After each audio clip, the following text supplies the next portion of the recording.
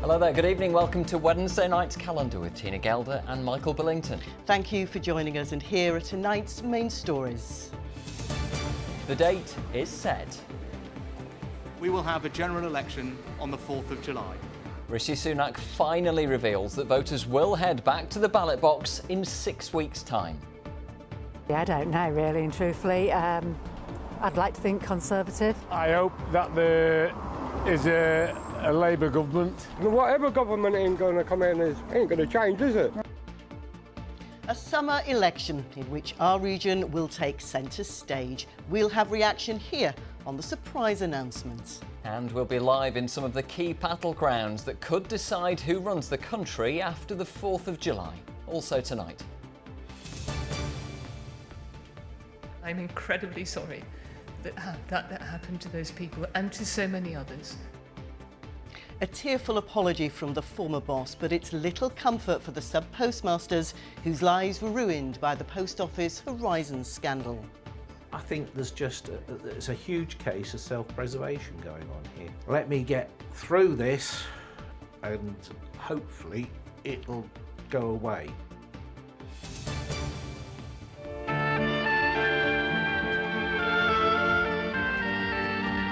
After 9,999 episodes and 52 years, Emmerdale celebrates a remarkable milestone. And after a very wet Wednesday, what's in store as we head closer to that long weekend? All the detail a little later on.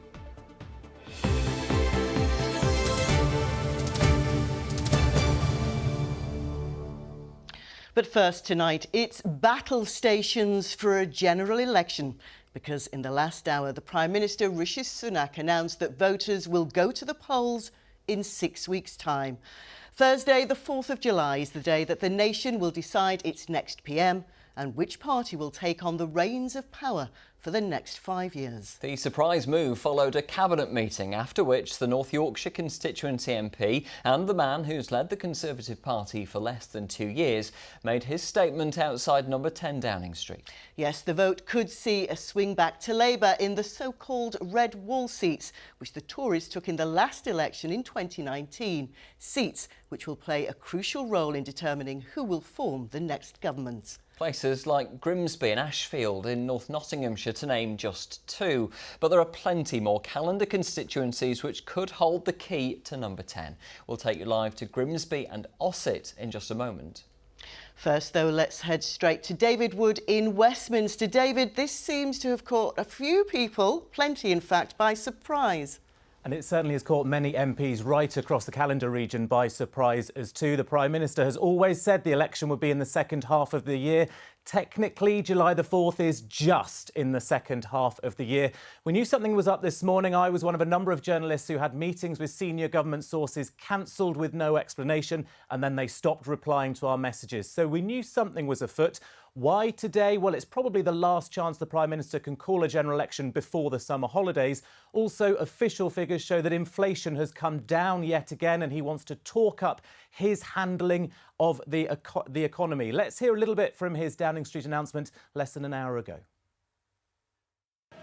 Over the next few weeks, I will fight for every vote. I will earn your trust, and I will prove to you that only a Conservative government led by me will not put our hard-earned economic stability at risk, can restore pride and confidence in our country, and with a clear plan and bold action, will deliver a secure future for you, your family, and our United Kingdom. So 6 weeks of canvassing and campaigning ahead, David. How have our region's MPs reacted? Well, behind the scenes, they're not very happy. They were hoping it would be in the autumn, and many were probably planning a holiday next week as Parliament's in recess. But they've all got their game faces on now. Labour will be looking to build on recent successes in the local election, particularly in North and North Yorkshire mayoralty, which they won, and also holding on to the mayoralties in South and West Yorkshire. Reform UK are hoping to be a big threat to the Conservatives too in many parts of our region. Let's hear from a couple of current MPs who are now fighting for their jobs. In the midst of a cost of living crisis, the Prime Minister has now called this election. Clearly he's far behind in the polls, and we know that the country needs change. Labour are ready. We want to fix the NHS, rebuild our economy, put the stability back in there, and of course give people that hope which politics should across the board, and ensure that people have got something to vote for on the 4th of July. In the general election, you know, the Reform Party are on the up, we're up in the polls. People are fed up with a tired-looking, lazy Conservative Party, a Conservative government who have not delivered on the promises. They've failed on migration. And the migration figures are out tomorrow, by the way.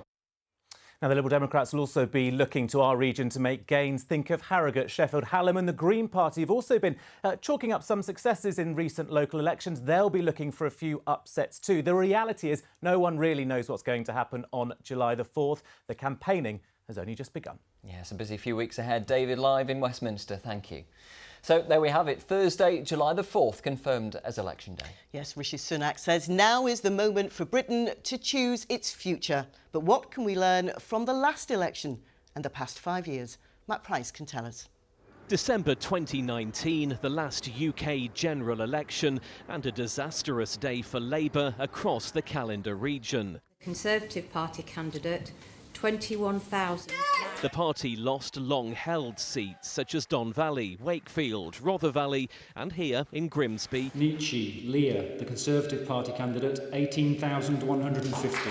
Across the region, a total of 13 seats changed hands from red to blue. In many ways, the election is happening because although the economy does seem to be improving slightly, it's not improving at the speed that they had hoped. It's not affecting pennies in people's pockets. Also, there's a certain sense within the Conservative Party of a rudderless ship. Much of the 2019 campaign focused on Brexit, with then PM Boris Johnson promising to take the UK out of the EU. No ifs, no buts. January 2020 saw just that. There've been a whole load of political twists and turns in the last 4.5 years, though.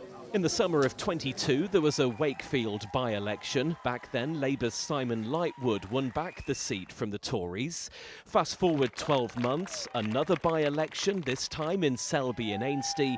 Labour's Keir Mather overturned a 20,000 Conservative majority to become the new MP and the youngest in the House of Commons. Lee? Who wants the country back? There've been suspensions and defections too. Remember back in March when ex-Tory Lee Anderson switched allegiances to Reform UK. It's after he was suspended from the Conservative Party for comments that he made towards London Mayor Sadiq Khan. And then, only a few weeks ago, the local elections. The big headline was out of York and North Yorkshire, with Labour's Mayor David Skaith coming out the winner in the first vote of its kind. It's been a turbulent time for politics, so could this election be won and lost right here at home? Matt Price, ITV News.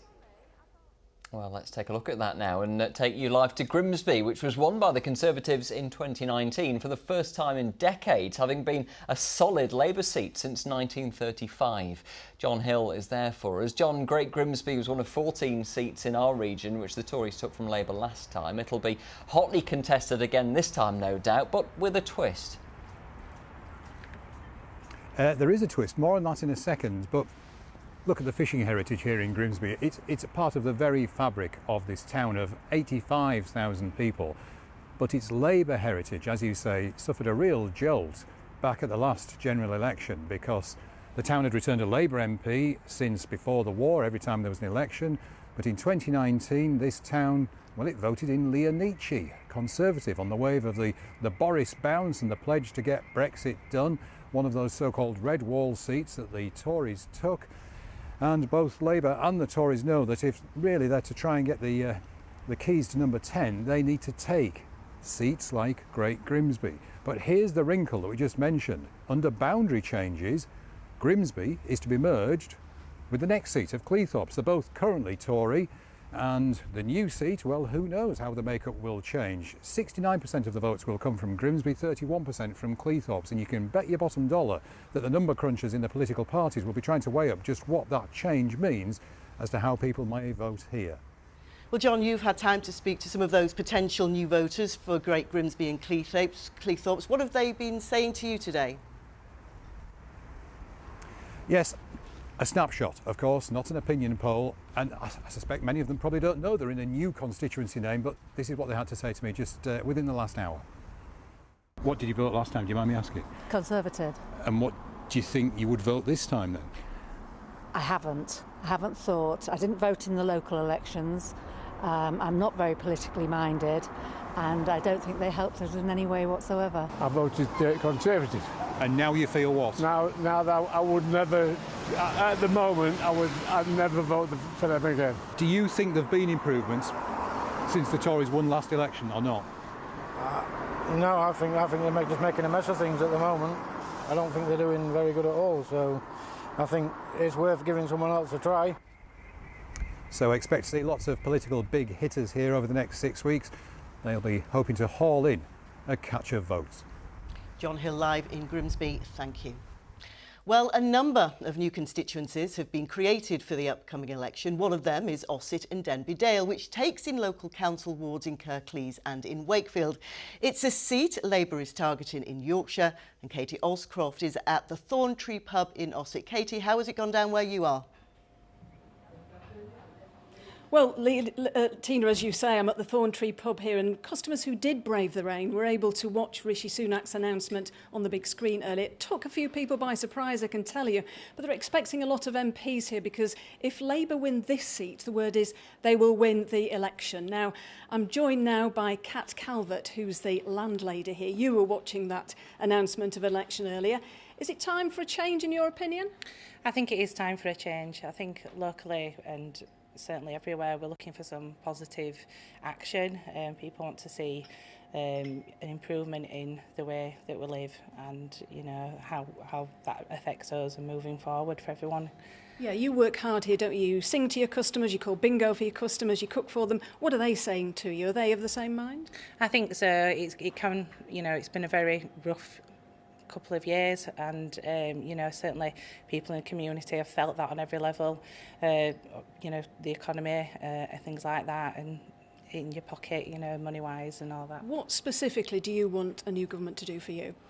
I would just like for them to focus on people and what people need and put their needs first. And for us, it's cutting down on things like taxes, on your beer and alcohol tax, VAT, and certainly utilities moving into the winter time, which is always a concern for any small business and indeed any household. Well, Kat, thank you. That's a list for whoever wants to win this seat, this very important seat. Now I'm going to go to Dylan behind the bar here now. Dylan, this is your first general election vote, isn't it? Yeah, and you were at primary school when there was a last Labour government. I was, yeah. It was 2010, wasn't it? Are you excited? Yeah, I'm excited. I'm looking forward. Hopefully we see a change. Do you think we need to listen to young people like you? Yeah, of course. What's coming next? It's all well and good voting for yourself and not thinking of the people who are going to come after you. Because isn't that the point?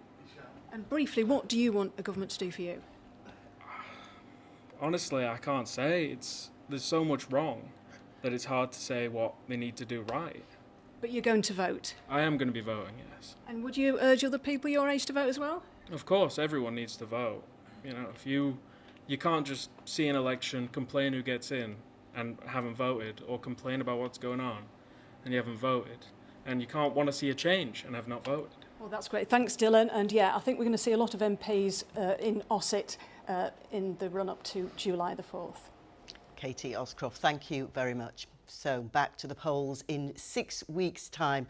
We will, of course, have a comprehensive coverage here on Calendar, and the ITV News website is also the place for all you need to know. It's at the usual address, itv.com/calendar.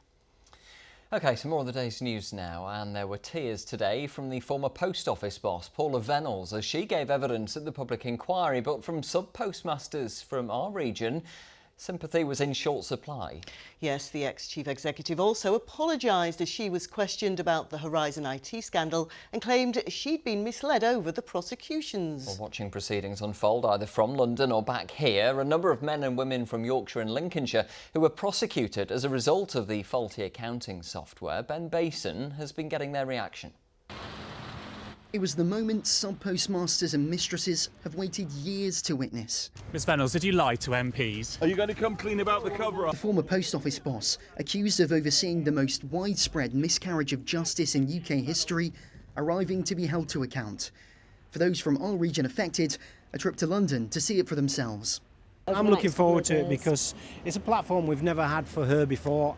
She's got an opportunity to tell the truth. And with just some of the hundreds whose lives were ruined by false accusations watching on, Mrs Reynolds opened her evidence with a message directly to them.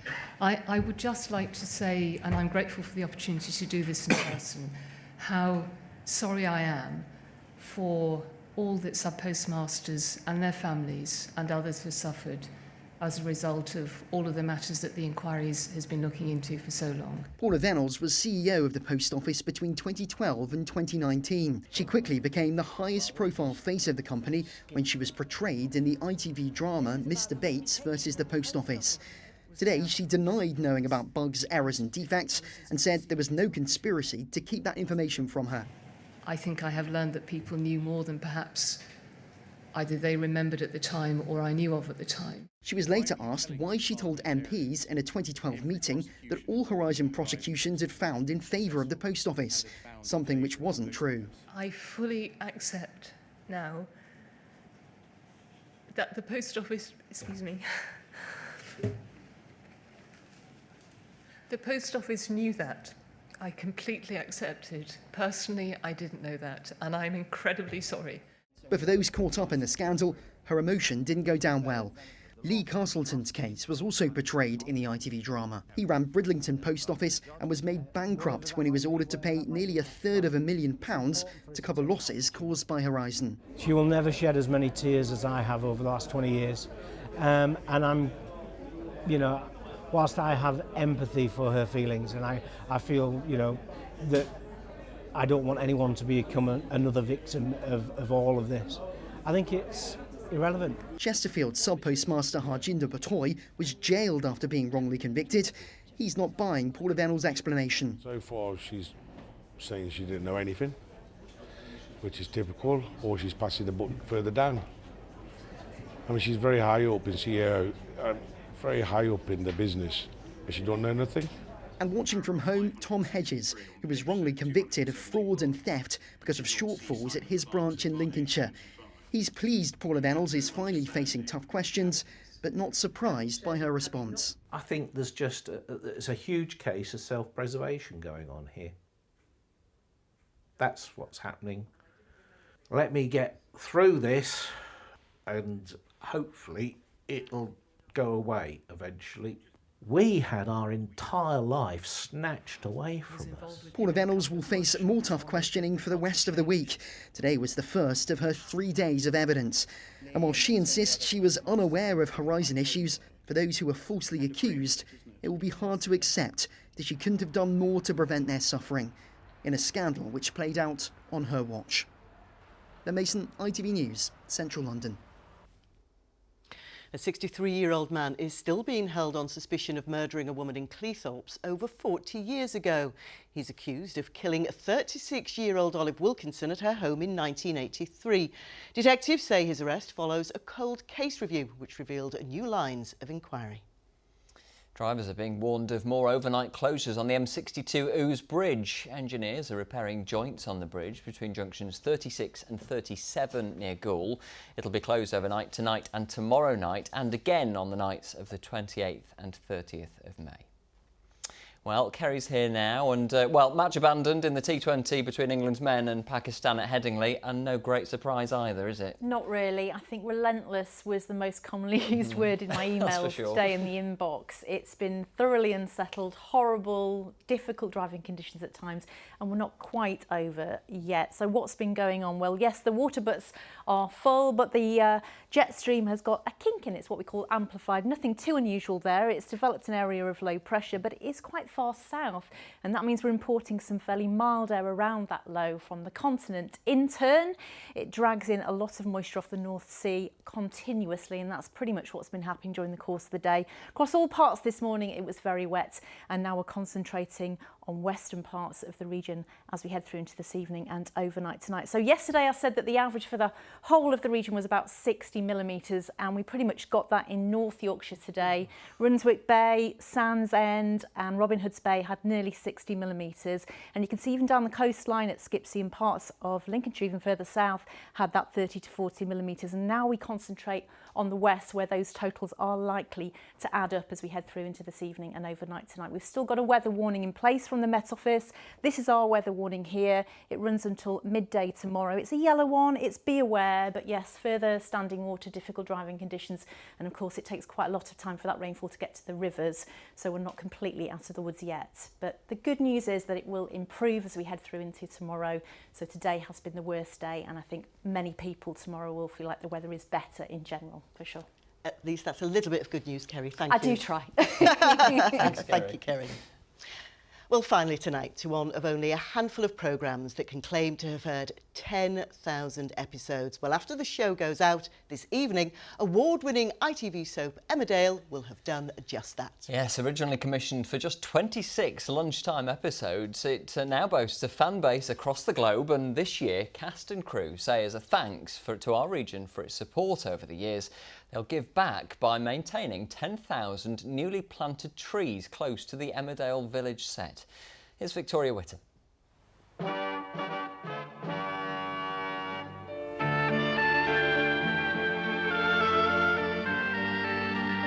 On the 16th of October 1972, a brand new show aired on ITV. Emmerdale Farm, as it was known then, started with a funeral. Take it slow. I don't want Jacob bumped about on his last ride. 9,999 episodes later, the show's about to reach a major milestone. Not many dramas can claim 10,000 episodes, a great achievement given it was commissioned for just 26. Now you can open them. Ta-da! It's tea time, it's warm and it's cosy, and for it to be around for this long, I think it makes sense to me. I'm not surprised. Morning. Well, I used to watch Emmerdale with my grandma when I was little. You did? And you were on it then. Really? Yeah. Eric Pollard. Actor Chris Chattel is the longest-serving cast member, playing rascal Eric Pollard for 38 years. We mustn't forget that humour is very much part of everyday life. We need it for, when you've got miserable situations like this, you've got fun at the end of the day. It's great. How many have you been in, Marlon? Thanks for asking, Bob. Over 3,500, somebody told me the other day, which feels like a lot. But it is amazing to be part of something that's part of the fabric of British TV. So I'm trying to answer this question seriously as a pig, and it feels weird. I got you this, so everybody knows who's in charge.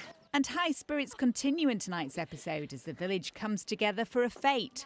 But behind closed doors, the mood will be very different. Emmerdale's domestic abuse storyline showing the soaps not afraid to explore serious issues. You're not the only one with this problem, but admitting it... I know. It's the first step. When you do those those socially significant storylines, you can see from the response you get that people are really invested in it. Yeah, the fact that people get help and information and feel supported by the show is a really important thing to us. And the team have now pledged to extend that help beyond the screen. Part of our 10,000 episode celebrations, we've got a place near Rosegare Woods, and there's 10,000 trees there, and we've pledged to help maintain them. So we're going to get all our as many of our cast and crew together as we possibly can and go out there and help maintain those trees. And although the show has evolved over the years, some characters will never be forgotten. Look closely tonight, and you may see a little tribute to some of your favourites. The question is, are there enough stories for 10,000 more? Didn't get much change there, did you? Early days. Victoria Whittam, ITV News, at the Emmerdale Village. Oh, an amazing achievement. Now, it's not a competition, but by my maths, Calendar's done 20,000 episodes. Just saying. Emmerdale, you've got a long way to go. Now here's Kerry with the weather. Good visibility on the horizon. TUI sponsors ITV Yorkshire Weather. Thank you. Yes, hello again. A thoroughly unsettled day across the region today. Not great for May weather-wise. Plenty of outbreaks of rain, especially in the north and the west. And as we head through tonight and into tomorrow, it stays pretty cool and cloudy. Further wet spells in the west expected as we head into Thursday. But Friday into the weekend, it will start to become a little bit drier and warmer, but still with a mix of sunny spells and showery outbreaks. So the low pressure that caused today's weather nudging its way north and westwards as we head through tomorrow, and then an improvement into the weekend. Certainly in terms of temperatures, we've got a southerly flow, but to the east we've got low pressure and a front out to the west, so not exactly settled as we head into the bank holiday.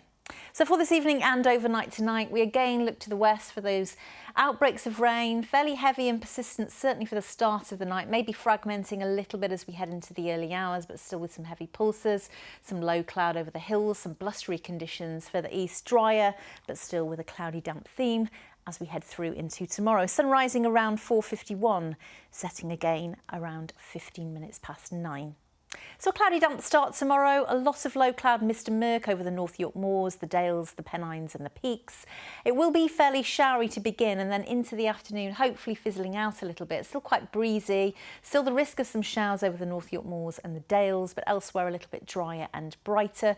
So a slight improvement as the day progresses and temperatures hovering around average at best. That low still spiralling in, quite a lot of low cloud and some dampness as we head into Friday. Mostly dry, we hope, and then certainly warming up a little bit as we head into the weekend. TUI sponsors ITV Yorkshire Weather.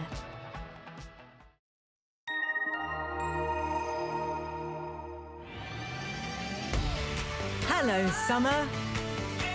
Piri sponsors ITV Pollen Count.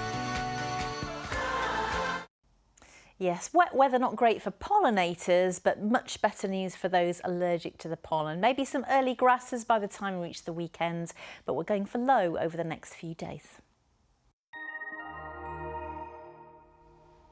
Thank you, Kerry. So a milestone moment tonight for that long-running saga. Not Emmerdale, but finally this evening the Prime Minister has answered the question people have been asking for months. Yes, Rishi Sunak has called it a general election on July the 4th. 6 weeks and 1 day to choose the next government. And we'll be with you all the way. Well, ITV's coverage will continue next from Westminster with Tom and the rest of the political team. But from all of us here, good night. See you again tomorrow. Bye-bye.